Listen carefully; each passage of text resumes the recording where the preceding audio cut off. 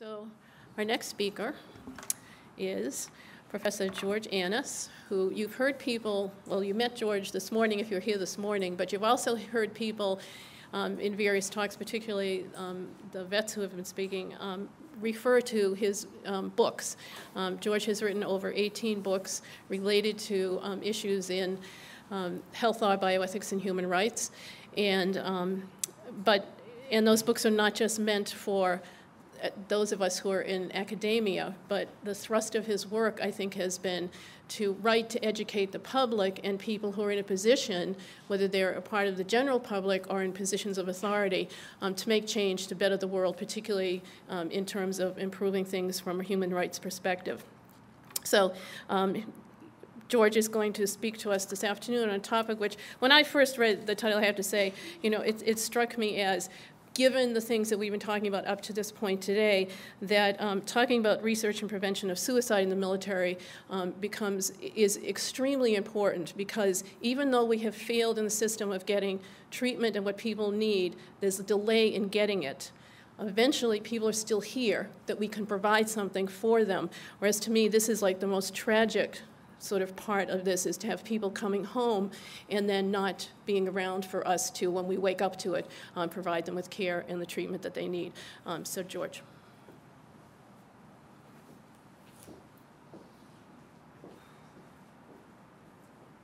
Thank you, Winnie, and Michael will be back to answer questions with me very shortly. I'm not an expert on suicide. My expertise is on research, so we're talking about research on suicide. And we saw this morning research on Gulf War syndrome, how long it took to get some answers that could later be translated into policy, could later to actually take care of people. We're at the very, very beginning of the research phase in suicide, and that's what I want to talk about. That's this morning. This afternoon is after 9/11 and the two wars in Iraq and Afghanistan. And one of the things we've seen, this is the first time, started in 2008, first time that the rate of suicide for returning soldiers, both in combat and still in active duty military stateside, is higher than the rate of non-soldiers in the same age group. Whether that's means anything or not, it obviously means something. It means and the rate is going up. That's the other thing. And it's now been recognized as an emergency in the military. They're really not, obviously, they can't be happy with suicides in the military, but they finally recognize it as a major problem that should be dealt with. This slide is actually from the Health and Human Services. It summarizes what we know about suicide, which is not much. And this is their and you can get this as a wallet card online if you want. These are the suicide warning signs, and this is actually what Department of Defense is trying to do for military personnel. Threatening to hurt or kill yourself, looking for ways to kill yourself. Yeah, I would think those are both. You don't have to be a psychiatrist to think those are a problem. Talking or writing about death or dying.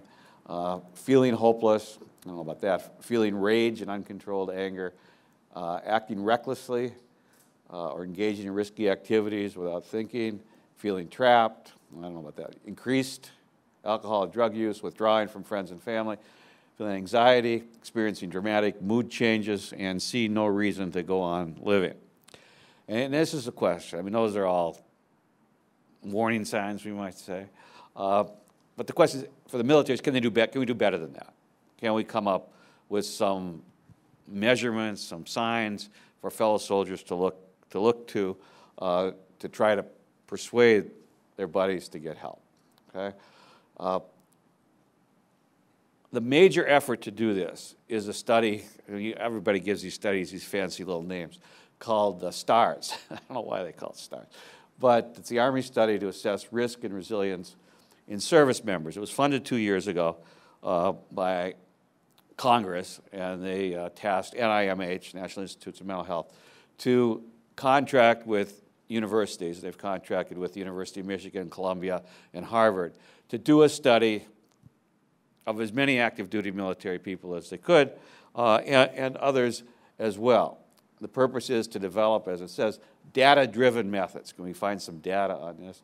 for mitigating or preventing suicide behaviors and improving overall resilience, I love these buzzwords, of Army personnel. Okay? So the first question is, how would you do that study? And it's very interesting. This is from the RFP, which they sent out. The goals of the study are to identify modifiable risk and protective factors, to advance hypotheses about mediators that can be acted upon to reduce risks, to identify specific interventions and options for reducing risks, and to develop initial research designs for subsequent projects, to test risk reduction efforts. Again, I've said this before, but this just tells you we're in the very, very, very beginning of trying to figure out how suicide works and how to identify people who are at risk to commit suicide. Now, these are the groups to be studied. It's not just all current military people, but new Army recruits, soldiers scheduled for deployment, soldiers who are currently deployed, soldiers recently returned from combat, soldiers assigned to non-combat permanently, and soldiers who are recently separated from the Army. So basically all active duty personnel, and then people who have very recently left the service. Now the hard question is, well, what do you want from these guys? And these people, and women too, obviously. They want their clinical history, including risk factors. Well, we don't know what the risk factors are. So we want all their clinical history, their perception of their own mental health problems, exposures, as Dr. Groden pointed out, that's like the main thing for PTSD, but it's going to be important here too. Resilience-related factors, and we'll talk about those in a second. Attitudes regarding the Army, because it may be, if you're not happy to be in the Army, you may be at more risk. Social support systems, and Dr. Groden already told you how important those can be. Leadership and unit climate, employment and economic status, living and family arrangements, availability of health and mental health services. Very important, but I mean, these aren't necessarily in rank order, but down at the bottom here. And then the last one everybody's looking at now are potential biomarkers for suicidality. And those are like, that's a fancy way to say, is there a genetic predisposition to kill yourself? These are the major ethical issues in doing this study. And this study actually was said to start last week. I don't know what start means, but it has been fine. It has gone through all the IRBs at all the universities, and they're just about to start collecting data. So the first issue is always informed consent. And it's a very interesting issue. We've heard about the predistigmide bromide tablets that soldiers were ordered to take during the first Gulf War, and they were informed that they were investigational, but they weren't given any choice whether to take them or not. This study is constructed so that people will not have to fill out these questionnaires if they don't want to. It's said to be entirely voluntary. We should talk about that, all right? Strikes me if this is a major problem in the military, it is not, I mean, it's a research project, so that's a problem, but it's not unusual to require service people to answer questions. And if you could anonymize this data, I think you could require it. But they're not. I mean, it's not. Because it's not going to be that useful a research project if we don't have data from everybody. And I think it's a reasonable hypothesis that the people most at risk are the least likely to fill out these questionnaires. Nonetheless, we can talk about that. Another problem, informed consent's a big problem in combat areas, obviously.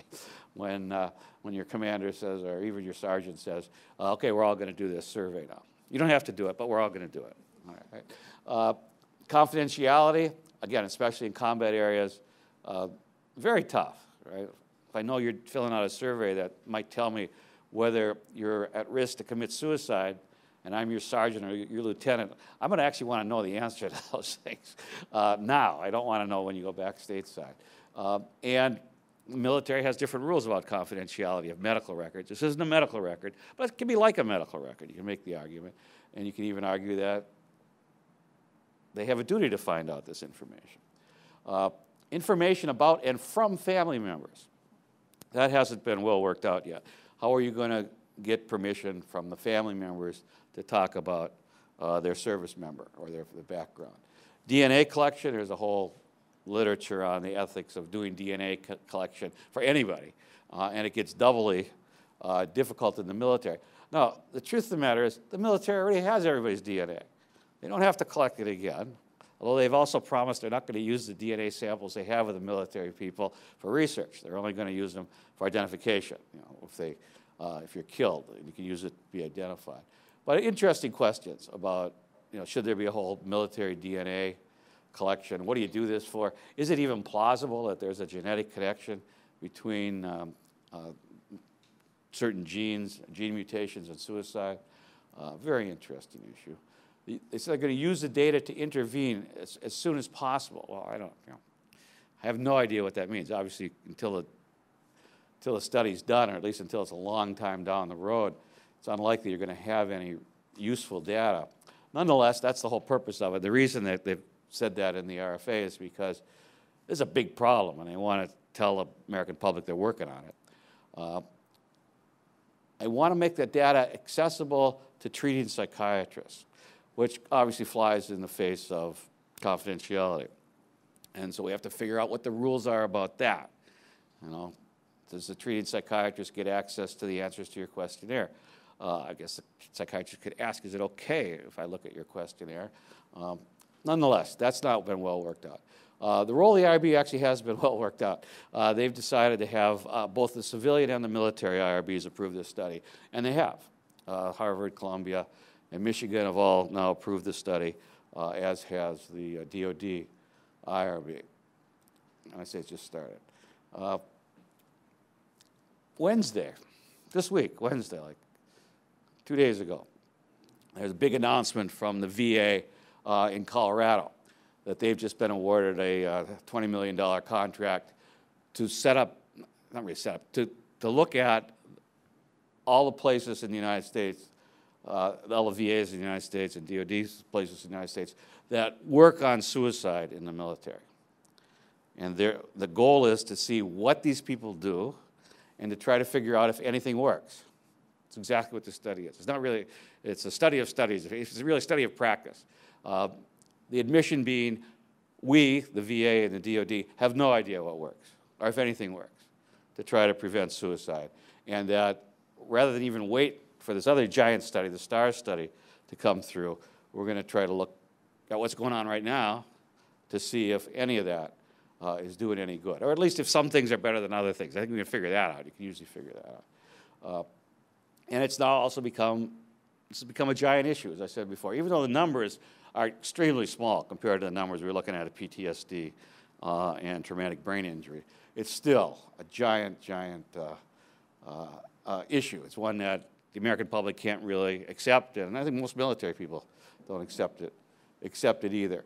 So one of the questions, and Dr. Cassell's mentioned this morning, is to try to change the culture of the military. What does that mean?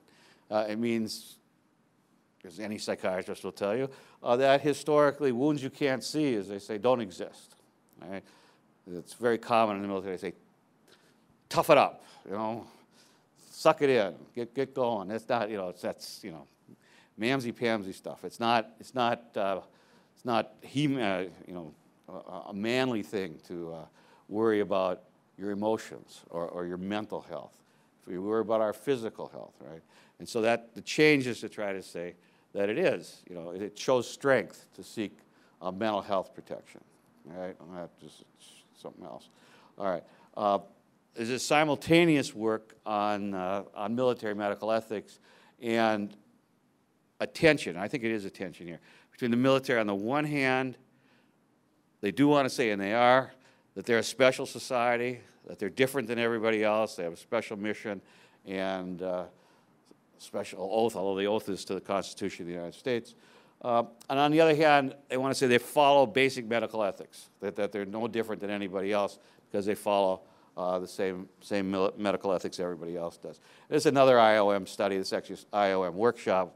The IOM has come in for mixed views today, but this was an attempt to try to answer just this question.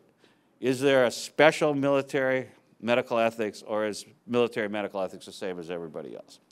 And it didn't really answer that question. It actually had a subtitle here called Regarding Dual Loyalties. You can't really raise that. And the argument was made that everybody's got dual loyalties, that in the civilian sector, doctors worry about getting paid, worry about their employer as much as they worry about their patients. And in the military, the doctors are supposed to worry not just about their patients, although primarily, but also about the military mission. And sometimes, and we've heard this a couple times today already, sometimes they're incompatible, which is true. Obviously, if you send guys out where they might get killed, doctors shouldn't do that, right? If you're only worried about the welfare of your patients, you'd never do that. And would you medicate someone who has PTSD and send them back to the front? You would never do that as a civilian doctor. As a military doctor, well, I mean, I would say you should never do that either, but the military has big debate on that, and psychiatrists, as a general rule, have done that and do that, and don't see it's necessarily wrong. This was one of the most traumatic events in the recent history of the U.S. military, when a psychiatrist, Dr. San, killed these 13 people with a gun. I think it was part of a suicide mission. He wasn't killed, so you know he's going on trial now. But he probably wishes he would have been killed. Yeah, I'm sure he thought he would be in this thing. But, you know, the military almost doesn't know how to react to this, and certainly neither do most Americans. But they did put out this giant report in January called Protecting the Force, Lessons from Fort Hood, a report of the Department of Defense review of that case. And they said a lot of interesting things. There are like 200 recommended changes in that report. But there are two things they said. One is, our review suggests that a culture exists in which military healthcare providers are encouraged to deny their own physical, psychological, and social needs to provide the necessary support to beneficiaries, which is very interesting, because at the same time that the military is actively trying to get service people to seek mental health treatment, their own mental health providers are not seeking mental health treatment for themselves, which is a little weird. The second thing they said, the big major point, is that officership is the essence of being a member of the military profession, regardless of the officer's specialty. What the hell does that mean? What they said they found in this case is that this guy was not a very good psychiatrist. And this seems to be true, by the way. He was like a slacker, he was marginally effective, but that he was being pushed along and promoted because that's the way the medical profession does it. It protects its own. And this report recommended that doctors not be treated as doctors first in the military, but be treated as officers first, and should not be promoted unless they're good officer material. Which makes sense on the surface, right? On the other hand, this is this old tension again between, are you a doctor first and a military officer second? Are you a military officer first and a doctor second? And this suggests that, at least from this DOD report, that you're a military officer first. And that if we treat you as a doctor first, which Dr. Groten and I have been arguing in the military should be the case for the last 20 years, that could actually undermine the safety of people in the military, that these medical professionals have an obligation to take care of, which they do. Or this should just be a weird case. It obviously is a very exceptional case. It's hard to believe that you should make major changes in military policy based on this one case. On the other hand, it's a serious issue. So the recurring issue both with this guy and the average serviceman is, how do you get, as we said before, soldiers to utilize mental health services? This was a study done 15 years ago about World War II, Korean, and Vietnam vets. And it shows that the more recent vets have more frequent substance abuse, but there's a reduction in stigma. There's been a reduction in stigma on using mental health facilities, more PTSD treatment, and an increase in public acceptance of PTSD in vets. This is a 1994 study, all right? Not related to any of the vets we've talked about today so far. So that does show an increasing acceptance. These are two very recent books. Some of you may have read them or one or the other of them. And they're very interesting. This first book is about World War II. And Dr. Groden had the statistics there that some people don't experience PTSD till 20 years later. There's three detailed lives of 3 World War II vets are chronicled in this book, and they weren't picked out for any special reason. I think then the author had access to their stories. But one of them, a obstetrician, experienced PTSD 40 years after World War II. He became like a totally dysfunctional obstetrician, almost kills people. So there's no question that that can happen, and it does happen. But he was only diagnosed with that because PTSD had become a recognized clinical issue there. And this gentleman, Jeremy Workman, who is a famous soldier, came back from Iraq with extraordinarily bad PTSD, and was he was a Marine, and he was in really tough fighting there. And he was, every time he evidenced symptoms, he wouldn't leave the military. He wanted to be a Marine. He was a lifetime Marine, he felt. His commanding officer really treated him like garbage. He said, you're no good, you're slackered, your mental health not an issue for us. And for years, he didn't know what to do. He finally did get, well, actually, he didn't get the care he needed, but what he got after a couple of years was the Congressional Medal of Honor. And everything changed. Then he was treated as a hero by his commanding officers. And his point in the book is that his major issue was, he didn't change. What he did in Iraq didn't change. What changed is the perception of the other of his buddies and especially his commanders stateside about him, and about whether he had a mental health problem or not, or whether what he was reacting to was something he went through in combat, and that it was a reasonable reaction. Okay? And I think he has left the Marines now, but he's basically dedicated his life to this issue, to try to get people to recognize that mental health is a real problem and has to be dealt with, and that treating people, marginalizing them in the military, doesn't do anybody any good. And that's true. This is the most recent report on suicide reduction, risk reduction, and suicide prevention by the Army. It came out about a month ago. It has, and it's been getting a lot of publicity and a lot of press. People like this. The Army points to it as to show how serious they are about this issue, and I think they are serious about it. General Shirelli is very well respected. The general, he absolutely takes this issue seriously and believes in it.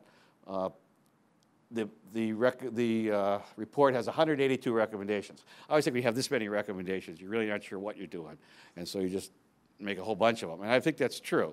But these are some of their conclusions. In fiscal year 2009, more soldiers died as a result of high-risk behavior than died in combat.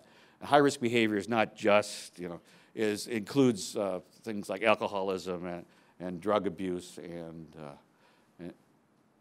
secondly, typical active duty suicide is a 23-year-old white male, and that's really young to commit suicide. Is one of the in the general literature, which Leonard, who's going to comment on this, knows more about than I do. When they say risk of suicide, they usually say, well, the first risk is being over 45, over the age of 45. It includes none of these vets. Right? The perceived stigma associated with seeking behavioral health treatment is a real barrier for those who could benefit from it. All right? It may be true that more and more soldiers are willing to seek mental health treatment, but not the ones who could benefit from it the most are the ones least likely to get it. Well, I say that here. Those soldiers who need behavioral health care most are typically the least likely to seek care. Drug and alcohol abuse is a significant health problem in the Army. It's always been a problem, and apparently it's getting worse, although they didn't quantify it in this study, but the STAR study will be able to do that. And the use of antidepressants, psychiatric and narcotic pain medications has increased within the Army. And if you look at that, it's a giant study, but if you look at it, there's a lot of data on drug use. Most of it's prescription drugs. I mean, there's illicit drugs, but the use of prescription drugs, SSRIs especially, has gone way up in the military. And it's a lot of it, some of it's related to redeployment, and a lot of it's related to PTSD, obviously. So we know it's a problem. And the question is, what do we do about it? And again, these studies are a beginning to try to come up with some data to make some recommendations. Everybody agrees the first issue is to, when you're going to deal with a problem, you first have to identify that it is a problem. And I think that we've gotten there. We all agree that it is a problem. The second question is, what risks, puts people at risks at that? We're very, very, very tentative about that yet. And then the third problem is what interventions work, and we don't know anything, very little about that. My own suggestion, I made this suggestion to the Department of Defense Medical Health Board last year to their ethics committee. And you may think I'm crazy, but I think that one of the ways to change the culture of the military is to have the commander-in-chief put a psychiatrist on the White House staff. Right? There is no psychiatrist on the White House medical staff. There's never been a psychiatrist on the White House medical staff. Now, some of that's from the basic view that if the president has to see a psychiatrist, he shouldn't be president, right? Which is like insane, right? Literally. If there's one person in the world who's under more pressure and probably needs to talk to somebody about it more than the president, I don't know who it is. But that's always been the thing, and it's just like the military thing, right? That it shows a fault in me, there's something, a character fault, that I shouldn't be a soldier if I have to see a psychiatrist. And we're going to change that. No, you should. That's obviously reasonable. Again, Dr. Grosch, anyone who's been in combat has gone through situations in which it's very likely they're going to experience post-traumatic stress syndrome, at least for a while. And you've got to put the lion back in the cage. I do like that analogy. And one way you do that is to seek help and find a safe place to go through what you talked about. So the conclusion is that in this case, we're back where we were with the Gulf War syndrome in 1992. We've recognized there's some problem here. We're not sure what to do with it. We know that mental health people can help, but we're still trying to figure out who should seek their help and what the mental health people should do when they do seek their help.